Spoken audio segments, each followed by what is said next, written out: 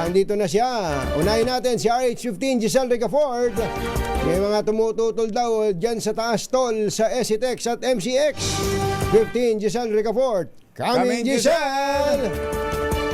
Sa Jerry Katunying, todo alma ang ilang mga motorista sa taas singil sa toll fee sa Subic, Clark, Tarlac Expressway at Muntinlupa, Cavite Expressway.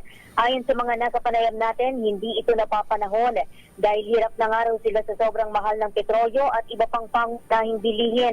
Kailangan din nilang ayusin muna ang serbisyo sa mga ito kagaya na matagal na nilang inaangalan na matinding traffic at RFID system.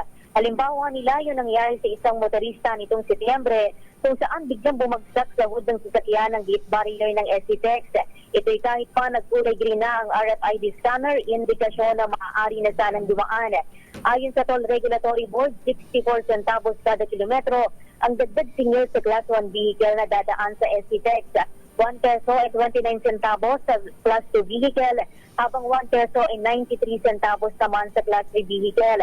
Habang sa MCX naman, 3 piso ang dagdag na babayaran ng Class 1 vehicle, 4 na piso sa Class 2 vehicle at 7 piso naman sa Class 3 vehicle. Pakinggan natin yung bahagi ng ating mga panayama. Dapat hindi muna sila magtaas, tingnan muna kasi tumataas pa rin naman yung gasolina eh. Yun ang problema eh. Tsaka sa ubod, ganun din, tataas sila tapos hindi pa rin naayos nila yung traffic sa NH at saka sa expressway.